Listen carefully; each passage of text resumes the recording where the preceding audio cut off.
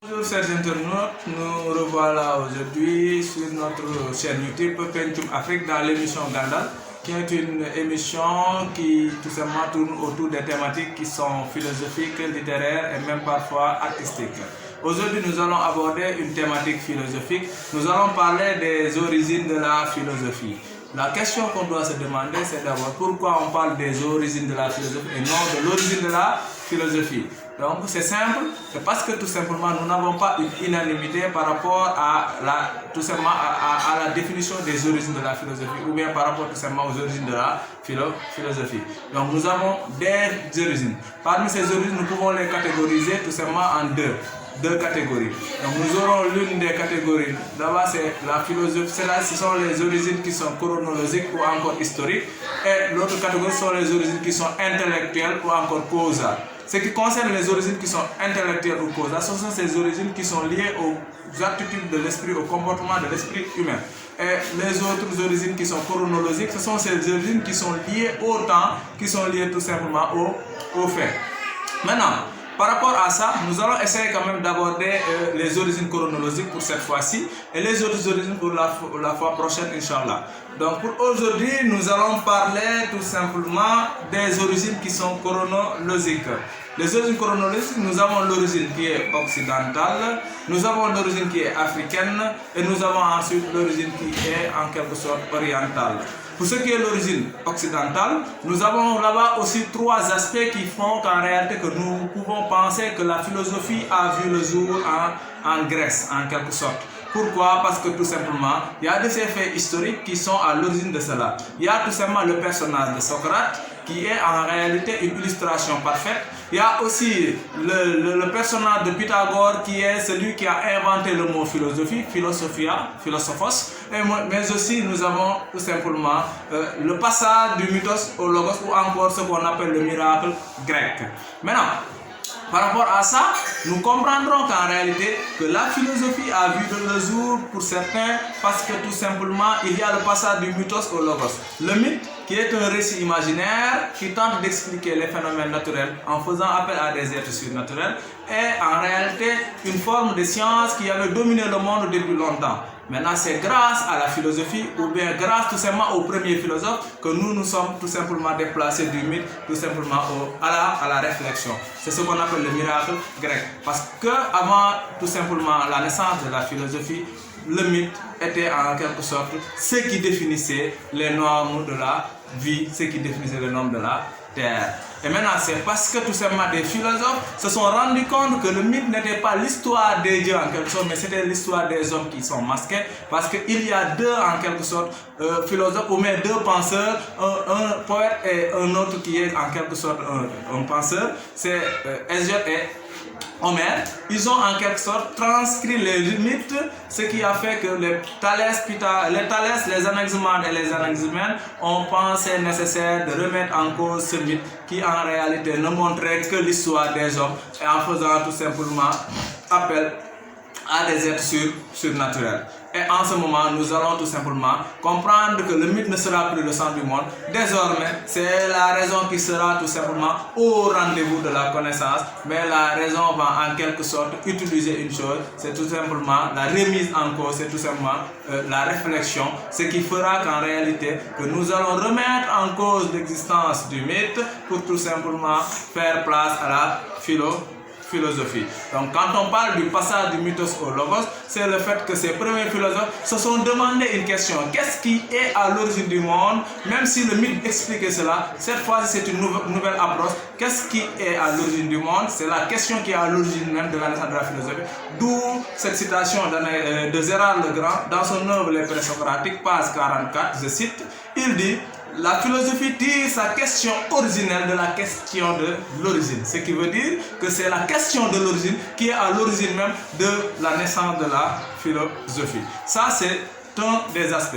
L'autre aspect, c'est que nous parlons de la naissance du mot même. Pythagore, qui était un savant, et tout le monde disait qu'il était un Sophocle en quelque sorte, a créé le mot avec modestie. Par modestie, il a dit qu'il était un philosophos, philia et sophia. Donc philosophos, le personnage de Pythagore. Enfin, nous avons le personnage de Socrate qui est en réalité un personnage très intéressant dans la philosophie telle qu'elle est conçue aujourd'hui. Parce que Socrate, en réalité, est celui qui a changé l'aspect philosophique. Il a apporté une nouvelle touche dans la philosophie. La philosophie qui avait une dimension cosmogonique, c'est-à-dire cosmos et génos, cosmos engendrement du monde. Cosmos, monde, génos, engendrement.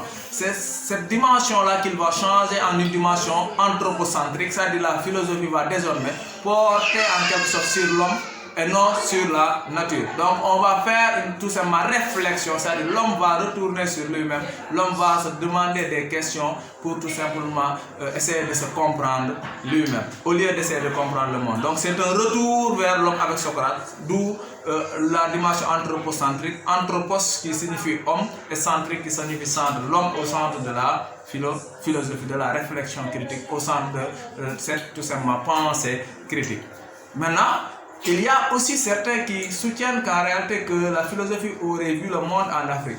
Et parmi ces gens, nous avons quelqu'un comme Cheikh Anta Diop, pour qui la philosophie a vu le jour en Afrique, parce que tout simplement, on dit que l'Égypte est en quelque sorte le berceau de l'humanité. Et quand on dit que la philosophie, c'est l'amour de la sagesse, la philosophie, mais aussi c'est une meilleure vision du monde, donc nous comprendrons que les premiers hommes qui sont tout simplement, qui ont été en Égypte, avaient une meilleure vision du monde. Donc on peut l'accepter. Mais aussi, nous nous sommes rendus compte que les penseurs grecs, d'où les Thalès, les Anaximanes, etc., se sont ressourcés en Égypte dans la période de cette communauté babylonienne. Donc là-bas, nous nous sommes rendus compte qu'en quelque sorte, il y avait les philosophes grecs qui venaient se ressourcer en Égypte. Et la pensée tout simplement égyptienne, qui tout simplement était de la philosophie en quelque sorte, ne s'appelait pas cette philosophie, mais s'appelait la science de la méditation. Et le problème c'était que seuls les prêtres avaient accès à cette forme de pensée. Ce qui a fait qu'en réalité, nous ne pouvons pas dire que la philosophie a vu le jour en Égypte. Mais quand même, on se rend compte que Thalès, par exemple, a fait 21 ans en Égypte, il a appris là-bas beaucoup de choses. Pythagore, pareil, Platon aussi, pareil. Et ce sont les juristes philosophes grecs. Donc on peut dire que cette pensée-là, ceux qui soutiennent cette pensée ont des raisons qui les poussent à dire que l'Afrique est le berceau de la philosophie, l'Afrique est le berceau de toutes les sciences. Et l'juriste Cheikh Anta Diop a tout simplement essayé de tout simplement appuyer cette thèse. Maintenant, nous avons aussi des gens qui pensent que la philosophie aurait vu le jour en Inde, d'où l'origine orientale, avec ce qu'on appelle le Gautama de Siddhartha, c'est-à-dire le Bouddha. Il faut s'éclaircir parce que tout simplement il faut que ça soit clair. Bouddha n'est pas un dieu, mais Bouddha c'est un être humain. Mais un être humain qui avait une pensée supérieure aux autres. Une forme de pensée qui était en réalité capitale et spéciale. Parce que Bouddha, il s'appelle Gautama de Siddhartha, c'était un petit prince. Il vivait avec son père dans tout simplement la maison royale où il y avait un jardin royal. Il ne savait que voir les belles choses, il ne voyait que de belles personnes, il ne voyait que de beaux-arts, etc. Maintenant, un jour, ce Bouddha, il va sortir tout simplement du jardin pour entrer dans la vie réelle. Et il se rendra compte qu'au marché, il y a des gens qui sont vilains, il y a des gens qui ne sont pas du tout riches, il a dit n'importe quoi, c'est qu'il ne vivait pas en réalité. Il a compris que sa vie était qu'illusion.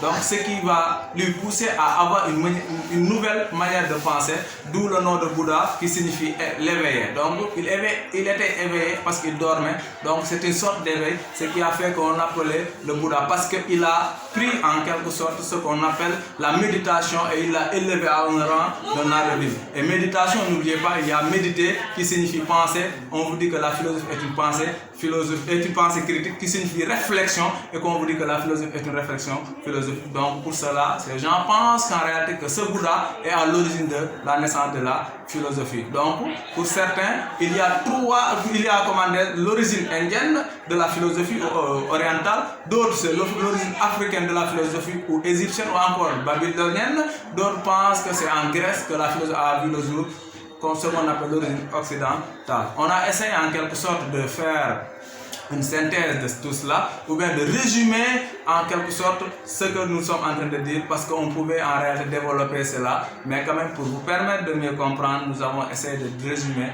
ces origines dans tout simplement ce numéro. Donc dans le prochain numéro, nous allons continuer avec les origines qui sont causales ou encore intellectuelles. Merci encore une fois et nous attendons vos commentaires et vos questions. Merci, à la prochaine.